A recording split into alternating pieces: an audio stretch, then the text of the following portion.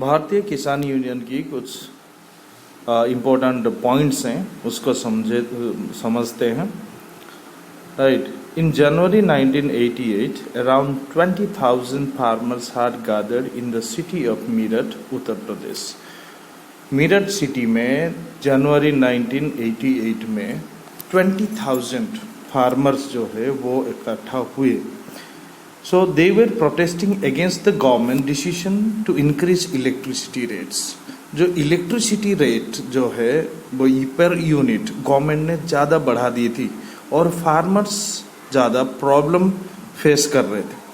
The farmer camped for about 3 weeks outside the district collector's office until their demands were fulfilled, and all those days they received regular food supply from the nearby villages. देखो 3 हफ्ते तक लगातार उन्होंने camp बनाए collector office के सामने और उन्होंने प्रोटेस्ट और हड़ताल करने लग गए। और उनकी जो डेली जो नीड्स थी, जो जैसे फूड वगैरह, तो वो फूड सप्लाई जो उसके नज़दीकी गांव के लोग जो थे वो उनको फूड सप्लाई करते थे। This agitation farmers were members of Bharatiya Kisan union. वो लोग कौन थे?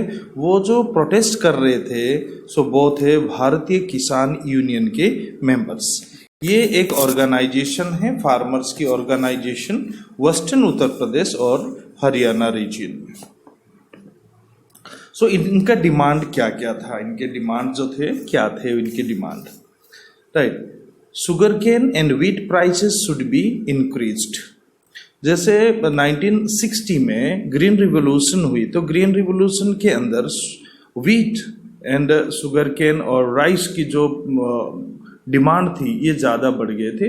और यहाँ पे जो मिनिमम सपोर्ट प्राइस थी उनको भी देखते हुए लोगों ने ज़्यादा कर रहे थे, तो इनकी प्राइस जो है उनकी बढ़ाने की मांग की है उन्होंने। और abolition of restriction on the interstate movement of farm produce. जो भी प्रोडक्शन होती थी एग्रीकल्चर में, सो उनको इंटरस्टेट मतलब अब एक राज्य से दूसरे राज्य तक इंपोर्ट एक्सपोर्ट करना, सो उनको अबोलिशन के रेस्ट्रिक्शन था, बैन थी, तो उसको भी हटाने की मांग की गई थी। और guarantee supply of electricity at reasonable rate, और उनको एक गारंटी चाहिए थी कि इलेक्ट्रिसिटी एक रीजनेबल प्राइस में दिया जाए। एक यूनिट में इतनी ज़्यादातर पैसे बढ़ाना, वो डिमांड ये कर रहे थे कि इनको एक रीजनेबल रेट मिले।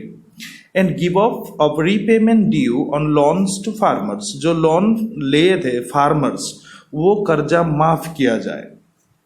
The provision of government pension for farmers, and government की तरफ से जो फार्मर्स को पेंशन मिले, सो इस पेंशन को भी लागू करने के लिए डिमांड थी BKU और भारतीय किसान यूनियन की।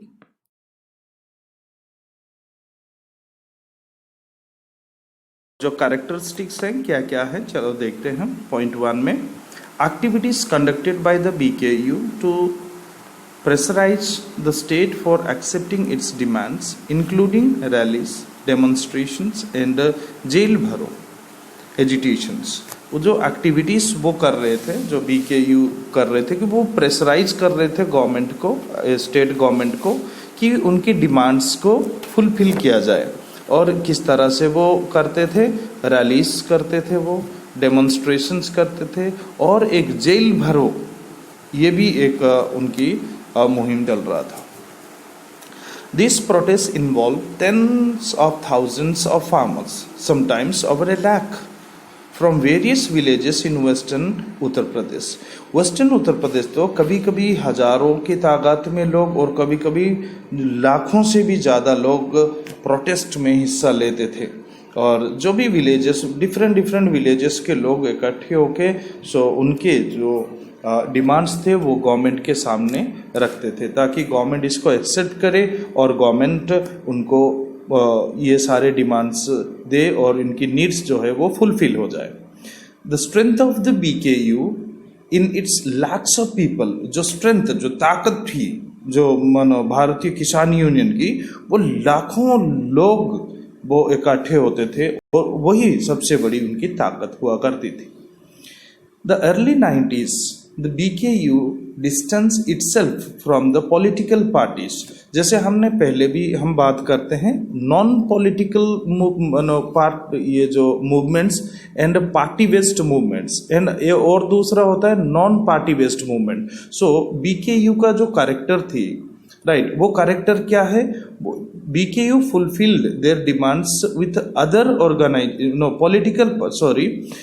90s BKU distanced itself from all political parties. पूरे political party से वो दूर और distance maintain करते थे. The BKU fulfilled their demands with other organization. जो BKU जो डिमांड की जो फुलफिल होना डिमांड थे वो अदर ऑर्गेनाइजेशन के थ्रू वो करते थे, जैसे कि शेतकारी संगठन ऑफ महाराष्ट्र एंड रायता संगठन ऑफ कर्नाटका. ओके, अब हम पढ़ते हैं national fish worker for use. In the eastern and western coastal areas of our country, hundreds and thousands of families, mainly belonging to the fisher communities. इसका मतलब ये होता है कि इंडिया में जो भी फिशर कम्युनिटीज़ हैं वो एक second largest fishing population in the world है.